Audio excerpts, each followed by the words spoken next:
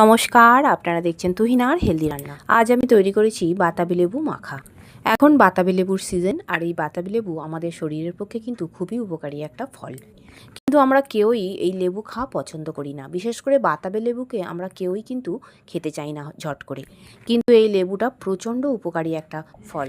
তাই যাতে সবাই এই লেবুটা খেতে পারে, সেই জন্যে এই লেবুটাকে যদি বেশ চটপটা করে খুব সুন্দর করে মাখা যায়, তাহলে কিন্তু এটা সবাই খেয়ে নেবে।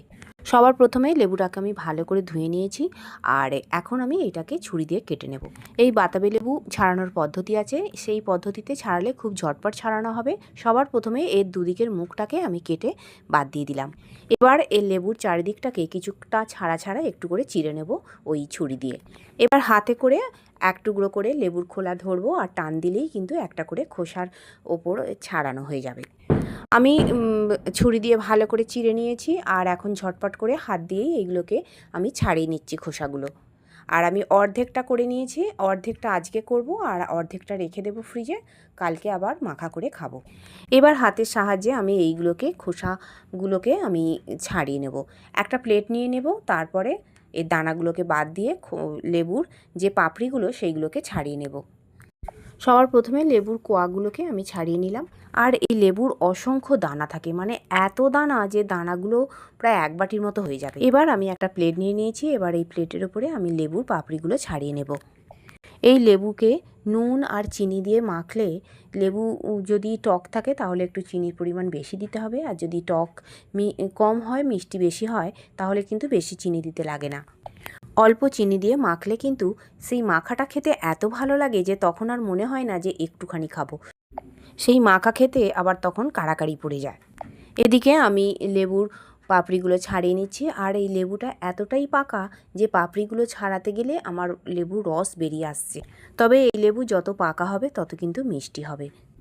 তো যাই হোক, আমি একটা একটা করে সমস্ত পাপড়িগুলো ছাড়িয়ে নিচ্ছি। এখন মানুষ অনেক সচেতন হয়ে গেছে, ফল সম্পর্কে তারা অনেক কিছু জেনে গেছে, তাই এই লেবু এখন প্রায় সব মানুষই খায়। কিন্তু আগে এই লেবু কিন্তু খুব একটা মানুষ পছন্দ করতো না। এই লেবু সাধারণত পুজোর ফল হিসাবেই ব্যবহার করা হতো। আবার ছোটোবেলায় মনে আছে যে এই ফল যখন আবার দিত, তখন কি করতাম, এই লেবুগুলো আমরা আবার ফেলে দিতাম। সব ফল খেতাম কিন্তু বাতাবি লেবু খেতাম না। ছোটোবেলার সেই কথাগুলো মনে পড়ে গেল। তো যাই হোক, এদিকে কথা বলতে বলতে আমার কয়েকটা লেবু ছাড়ানো হয়ে গেছে। আর লেবুর প্রথমে শিরগুলোও কেটে নিতে হয়, তবে লেবুর এই পাপড়িগুলো ভালো ছাড়ানো যাবে। ছুরি দিয়ে প্রথমে ওপরের শিরটাকে কেটে নিতে হয়, তারপরে দানাগুলো ফেলে পাপড়িগুলো ছাড়িয়ে নিতে হবে। এদিকে আমার মোটামুটি একটা গোটা লেবুর অর্ধেকটা ছাড়ানো হয়েই গেছে। এখন এতে কয়েকটা জিনিস আমি মিশিয়ে দেব। আমাদের বাড়িতে তো যখনই এই লেবু আসে তখনই কিন্তু একে এইভাবে ছাড়িয়ে মাখা করে সবাইকে দিতে হয়, না হলে কিন্তু কেউই খাবে না। এদিকে আমার সমস্ত কিছু ছাড়ানো হয়ে গেছে। এবার আমি সবার প্রথমে এতে আমি মিশিয়ে দেব লবণ। এতে আমি দিয়ে দেবো বিট লবণ। বিট লবণ দিলে বেশ টেস্টটা খুব সুন্দর হয়। বিট লবণ দিয়ে দিলাম, আর এরপর আমি এতে দিয়ে দেবো চিনি। যেই রকম লেবু মিষ্টি হবে সেই অনুযায়ী চিনি দিতে হবে। আমার লেবুটা মোটামুটি মিষ্টি, খুব টক নয়, তাই আমি এখানে একটু বুঝেই চিনিটা দিলাম। মোটামুটি 3 চামচের মতো আমি এখানে চিনি দিয়েছি। এখন একটা চামচ দিয়ে সমস্ত কিছুকে আমি লেবুর সঙ্গে খুব সুন্দর করে মাখিয়ে নেব। এমন করে মাখাতে হবে যেন প্রত্যেকটা জায়গায় ভালোভাবে মাখানো হয় আর চিনিগুলো গলে যায়। একটু সময় ধরে ধীরে ধীরে মাখাতে হবে, এতে করে চিনিগুলো গলে যাবে। আর টক মিষ্টি হবে, খেতেও কিন্তু খুব সুন্দর লাগবে।